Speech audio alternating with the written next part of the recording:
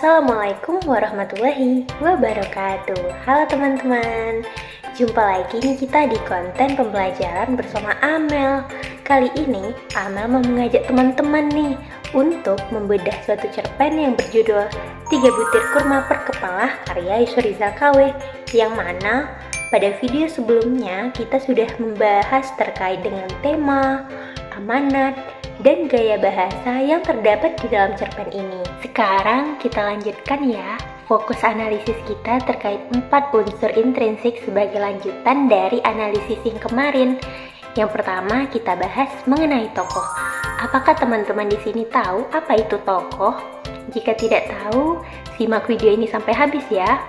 Jadi, tokoh menurut Abrams dalam Nurgiantoro pada tahun 2015, tepatnya halaman 247, mengemukakan bahwa tokoh sebagai orang yang ditampilkan dalam suatu karya naratif ataupun drama yang oleh pembaca ditafsirkan memiliki kualitas moral dan kecenderungan tertentu seperti yang diekspresikan dalam ucapan dan apa yang dilakukan oleh tokoh tersebut dalam bentuk tindakan. Aminuddin dalam Mila Wasri pada tahun 2017 halaman 89 juga mengemukakan bahwa tokoh sebagai pelaku yang membawakan peristiwa dalam cerita fiksi, sehingga peristiwa tersebut mampu menjalin suatu cerita secara utuh. Peran penting yang terdapat pada fungsi tokoh yaitu memainkan suatu peran tersebut sehingga dapat dipahami oleh pembaca. Dari pendapat kedua ahli tersebut, postulat yang dapat kita buat yaitu bahwa tokoh merupakan suatu individu yang terlibat dalam alur cerita dan berperan dalam mengembangkan plot serta menyampaikan pesan yang ingin disampaikan oleh penulis kepada pembaca. Nurgiantoro pada tahun 2013 halaman 259 membagi jenis-jenis tokoh ke dalam beberapa jenis. Yang pertama nih teman-teman, dari segi peranannya ada yang disebut dengan tokoh utama dan ada yang disebut dengan tokoh sentral. Nah, selama ini kan kita selalu menyamakan antara tokoh utama dan tokoh sentral. Ternyata kedua istilah tokoh ini memiliki arti ataupun pemahaman yang berbeda teman-teman. Jadi, tokoh utama merupakan tokoh yang paling sering dimunculkan di dalam cerita, sedangkan tokoh sentral adalah tokoh yang menjadi pusat perhatian di dalam suatu cerita serta jumlahnya itu lebih dari satu orang. Ada juga nih teman-teman, pembagian tokoh berdasarkan fungsi dari penampilan tokoh itu sendiri. Ada tokoh antagonis dan ada tokoh protagonis. Jadi tokoh antagonis merupakan tokoh-tokoh yang berperilaku buruk di dalam cerita tersebut, sedangkan tokoh protagonis merupakan tokoh yang menerapkan norma-norma yang baik dan sesuai dengan nilai-nilai yang ada di dalam masyarakat. Yang ketiga, pembagian tokoh berdasarkan segi rentang waktu. Ada tokoh statis dan ada tokoh berkembang. Tokoh statis merupakan tokoh yang tidak berubah pada wataknya walaupun terlibat dalam peristiwa apapun di dalam suatu cerita. Sedangkan berbeda nih teman-teman dengan tokoh berkembang. Tokoh berkembang merupakan tokoh yang mengalami perkembangan watak yang mempengaruhi isi cerita. Yang keempat, dari segi perwatakan, tokoh dibagi menjadi dua, yaitu tokoh sederhana dan tokoh bulat. Apa perbedaannya? Jadi, tokoh sederhana merupakan tokoh yang hanya mempunyai satu watak tertentu saja, sedangkan tokoh bulat ini merupakan tokoh dari berbagai sisi kepribadian. Terakhir, pembagian tokoh berdasarkan segi pencerminan tokoh. Ada tokoh tipikal dan tokoh netral. Tokoh tipikal merupakan tokoh yang lebih banyak menonjolkan kualitas pekerjaan atau kebangsaan ataupun sesuatu yang lain yang sifatnya lebih mewakilkan. Sedangkan tokoh netral ini adalah tokoh cerita yang eksistensinya berada di dalam dunia khayalan. Unsur yang kedua kita bahas mengenai penokohan teman-teman. Jadi penokohan atau karakter ini menurut Jones dalam Nurgiantoro pada tahun 2007 halaman 165 menjelaskan bahwa penokohan merupakan pelukisan gambaran yang jelas tentang seseorang yang digambarkan dalam cerita. Sedangkan Santosa dan kawan-kawan pada tahun 2008 halaman 90 menyatakan bahwa penokohan adalah suatu usaha untuk membedakan peran satu dengan peran yang lain. Nah, dari pendapat kedua ahli tersebut, dapat dibuat postulat bahwa penokohan merupakan pemberian karakter, sifat, atau watak kepada setiap tokoh yang ada di dalam sebuah cerita. Seorang tokoh dapat dilihat dari 3 sisi, yaitu dialog tokoh, penjelasan tokoh, dan penggambaran fisik tokoh. Dikutip dari buku Pengkajian Prosa Fiksi pada tahun 2017 karya Andi Wicaksono, di mana dalam bukunya beliau membagi penokohan menjadi 3 jenis. Yang pertama, protagonis. Protagonis adalah individu yang memerankan tokoh utama pada sebuah cerita. Biasanya dikenal dengan tokoh yang memiliki sifat baik. Tokoh protagonis ini teman-teman sangat banyak diidolakan oleh para pembaca ataupun penonton. Yang kedua, antagonis. Antagonis ini kerap diidentikan dengan tokoh jahat atau villain. Menurut teori Waluyo pada tahun 2003, antagonis ini biasanya berperan sebagai orang yang menentang di dalam cerita tersebut. Yang terakhir, tritagonis. Tokoh tritagonis ini biasa disebut dengan tokoh pendukung. Biasanya teman-teman, tritagonis ini bersifat netral dan tidak terlalu menonjol seperti tokoh-tokoh yang lain. Unsur selanjutnya kita bahas mengenai latar ya. Jadi, Abrams dalam Nurgiantoro pada tahun 1995 halaman 216 menjelaskan bahwa latar merupakan landas tumpu, menyarankan pada pengertian tempat, hubungan waktu, dan lingkungan sosial tempat terjadinya peristiwa-peristiwa yang diceritakan. Sedangkan Tarigan juga berpendapat pada tahun 1984 halaman 136 yang mana latar ini adalah latar belakang fisik, unsur tempat, dan ruang di dalam suatu cerita. Nah, dari pendapat dua ahli tersebut dapat kita buat postulat bahwa latar merupakan keterangan tempat, waktu, dan suasana yang sangat mempengaruhi bagaimana sebuah cerita tersebut dapat berjalan. Latar ini juga terbagi menjadi beberapa jenis loh teman-teman. Yang pertama ada latar waktu. Latar waktu ini menjelaskan waktu terjadinya peristiwa dalam cerita. Seperti contohnya yaitu pagi hari, sore hari, besok, dan kemarin. Yang kedua ada latar tempat. Latar tempat ini menjelaskan tempat terjadinya peristiwa dalam cerita. Contoh, di perpustakaan, ke rumah, dan di sekolah. Yang terakhir ada latar suasana nih teman-teman. Latar suasana ini menjelaskan suasana terjadinya peristiwa dalam suatu cerita. Contohnya saat sedih, gembira, tersenyum, galau, panik, senang, marah, kecewa, dan tegang. Oke teman-teman, setelah kita membahas mengenai tokoh, penokohan, dan latar, yang terakhir kita membahas mengenai alur. Menurut Andri Wicaksono pada tahun 2014, alur merupakan konstruksi yang dibuat mengenai sebuah deretan peristiwa yang secara logis dan kronologis saling berkaitan, serta dialami oleh para tokoh.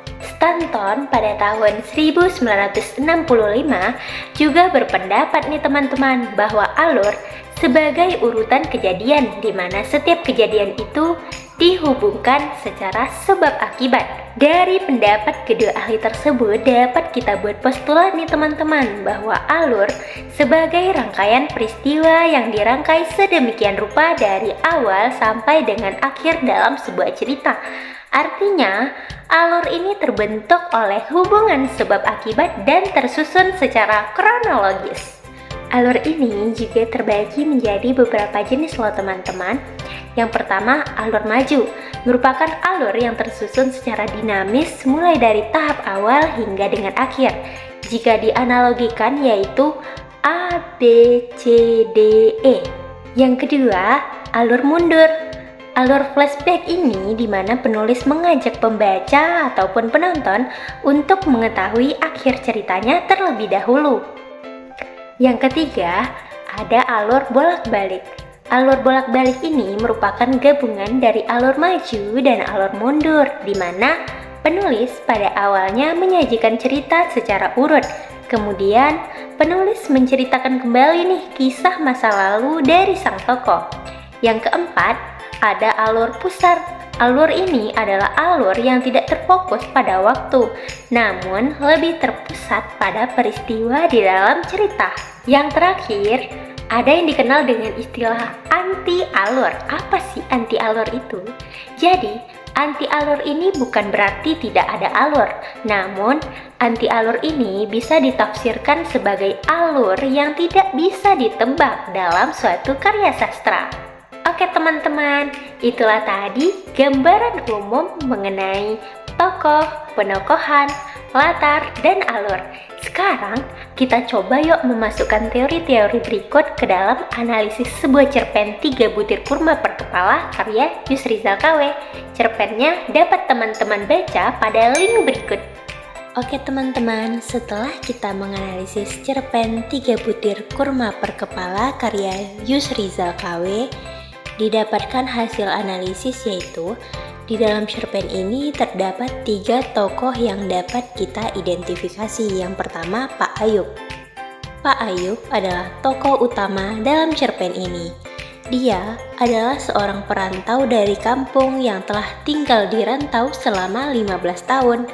Dia digambarkan sebagai seorang yang bijaksana dan penuh kecintaan pada kampungnya. Bukti dari karakter ini terlihat dalam dialog ketika dia mengatakan, "Jangan ditanya rantau jauh saya, tapi pandanglah saya dari kecintaan pada orang dan kampung ini." Selain itu, dia dikenal sebagai tuan kurma yang secara rutin mengantarkan kurma kepada penduduk kampungnya selama bulan Ramadan. Yang kedua, Zamzami. Zamzami adalah tokoh sentral yang muncul kemudian dalam cerita. Dia adalah anak angkat dari Pak Ayub. Setelah Pak Ayub meninggal, Zamzami meneruskan tradisi membagikan kurma kepada penduduk kampung dengan tulus, sesuai pesan dari Pak Ayub. Dia muncul sebagai penerus Pak Ayub dalam memberikan kurma kepada warga kampung. Dalam dialognya, dia menjelaskan bahwa Pak Ayub telah meninggal 2 tahun lalu, dan bahwa tindakan yang dilakukannya ini adalah untuk menghormati pesan terakhir Pak Ayub. 2 tokoh ini, Pak Ayub dan Zamzami, memainkan peran penting dalam cerpen ini. Pak Ayub sebagai tokoh yang awalnya menginspirasi dan Zamzami yang melanjutkan tradisi dan pesan tulus Pak Ayub. Yang ketiga, warga kampung. Warga kampung di sini sebagai tokoh pendukung yang tidak disebutkan namanya atau anonim, ditandai dengan dialog. "Tuan muda siapa?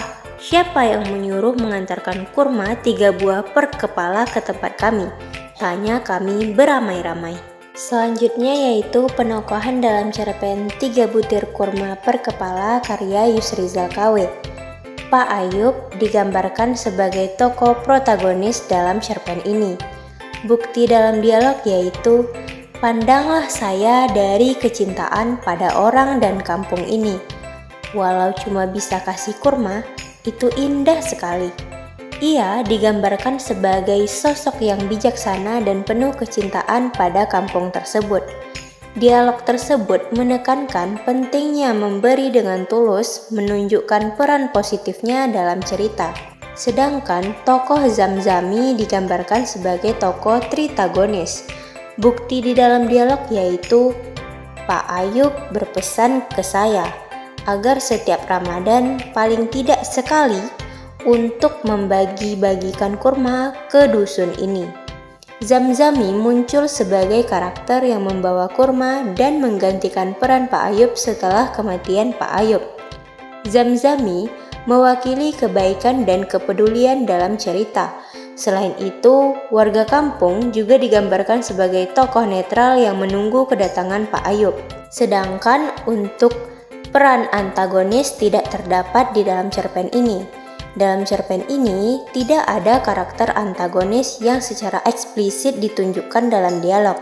Meskipun ada ketidakpastian tentang keberadaan Pak Ayub selama beberapa waktu, tidak ada karakter yang secara langsung bertentangan dengan protagonis ataupun tritagonis.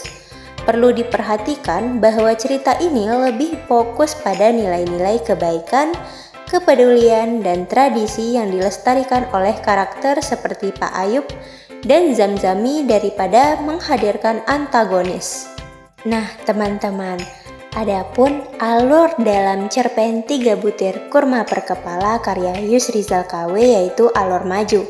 Cerpen ini dibuka dengan cerita tentang Pak Ayub. Ia digambarkan sebagai orang yang suka merantau, tapi warga kampung tidak tahu ia merantau kemana. Bisa ke banyak tempat dan berpindah-pindah. Kemudian diceritakan kembali bahwa pada setiap bulan suci Ramadan, Pak Ayub datang untuk membagi-bagikan kurma sejumlah 3 buah per orang. Tapi sudah 2 kali Ramadan Pak Ayub tidak pulang kampung. Keluarga dan warga kampungnya tidak tahu keberadaannya karena tidak pernah berkirim surat. Namun, saat bulan puasa sudah berjalan 20 hari, ada seseorang yang datang ke kampung dan melakukan kebiasaan seperti yang dilakukan oleh Pak Ayub, yaitu membagi-bagikan kurma. Dari cerita pemuda yang datang, warga mengetahui bahwa Pak Ayub telah meninggal dan kembali mengenang kebaikannya. Nah, dari hasil analisis inilah, dalam cerpen ini bisa kita ketahui bahwa cerita di atas memiliki alur maju. Jadi dari suatu peristiwa ke peristiwa lainnya berjalan maju teman-teman. Adapun latar dalam cerpen 3 butir kurma per kepala karya Yus Rizal KW yang pertama itu ada latar tempat. Buktinya di dalam dialog yaitu berbunyi, dan di saat puasa berjalan 20 hari, seseorang tak dikenal mendatangi rumah-rumah warga kampung. Yang kedua ada latar waktu. Buktinya yaitu dalam dialog berbunyi, kalau besok paginya di tepian sungai atau lapau kopi, orang bercerita tentang nikmatnya membukakan puasa dengan 3 butir kurma, berarti orang-orang itu kemarin habis dikunjungi Pak Ayub. Nah, latar waktu di sini yaitu besok paginya dan kemarin. Yang ketiga ada latar suasana, tepatnya suasana Ramadan dan Lebaran di sebuah kampung. Bukti di dalam cerpen yaitu sementara perantau yang dulu pulang bawa dan nyumbang macam-macam untuk surau, masjid, jalan, tugu, dan balai pemuda kini bertambah banyak. Bingkisan Ramadan dan Lebaran pun silih berganti diterima warga kampung. Sekian dulu video pembelajaran kita kali ini. Sampai jumpa lagi dengan video-video yang tidak kalah menarik nih. Nantikan konten Amel ya. Assalamualaikum warahmatullahi wabarakatuh. Bye-bye.